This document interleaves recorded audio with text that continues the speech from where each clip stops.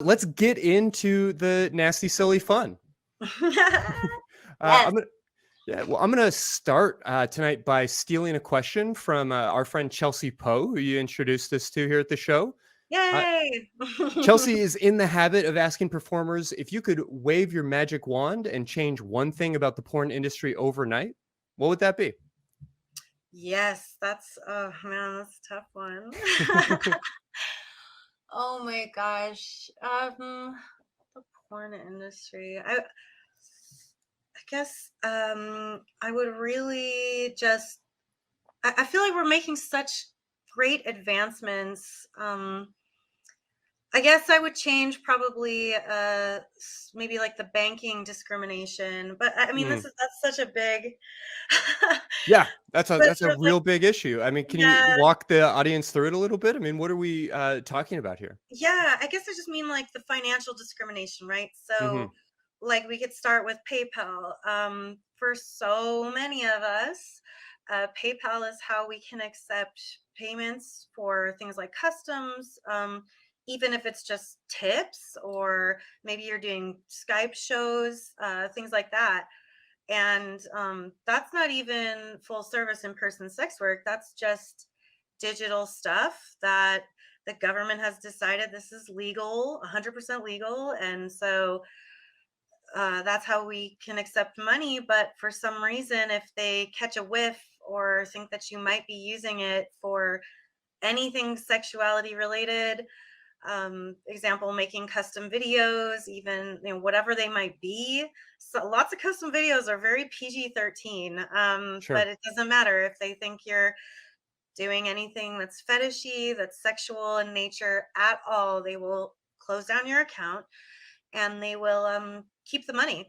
If you've left any money in your account, they'll keep it and they will say that is the fee for their services. That's the fee they're taking from you is the Ill-gotten what you gains. have in there. Yeah. And that's just like one small factor. And once your that account is shut down, that's it for you. Like now you have to find something else. And although we've got in America lots of like like apps and stuff, Hmm. that only works in America. If you are trying to get funds from people in a different country, those will not work. So then at that point we've got some opportunities with some Bitcoin style payment services, but then you're dealing with the volatility of that, you know, Sure. Yeah. and then they take a fee based on how much Bitcoin is at the moment, and it's just very confusing. And even then, it's like a lot of customers are not ready to jump into that yet.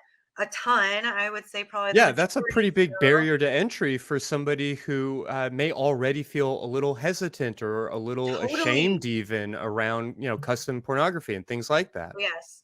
Oh, yes. And we have to remember, like, I'll still occasionally get people who are like, "Can I get this on a DVD?" And I'm like, "No, dude, I'm sorry, you can't." Like, and I feel bad, but if they're still like watching stuff on DVD and they can barely figure out how to even download an MP4 or whatever, then they're definitely not going to be using Bitcoin payment processing. Sure. So I'm just, it's Not really to mention porn frustrating. doesn't belong on like the dark web.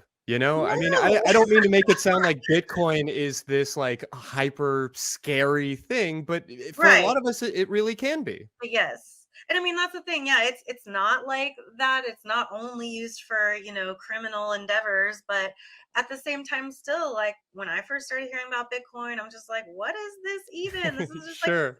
fake shit. I mean, all money is a concept, but Yeah, at the fair. same time, but I mean, but it's just so the fact that like, you know, so in person, like full service sex work, that's the ultimate goal is like decriminalizing that. But I feel like we're pretty far from that still. Like Fair. I'm happy to know and report that the culture is getting there slowly and kicking and screaming. But the fact that John Oliver did a segment on it, the fact that we've got some lobbyists in Washington now and stuff, there's hope. But uh, that putting that aside, we've decided as a country many decades ago that pornography was a freedom of expression and that it was fully legal. And as long as you're not doing illegal things, that we accept this as a part of society.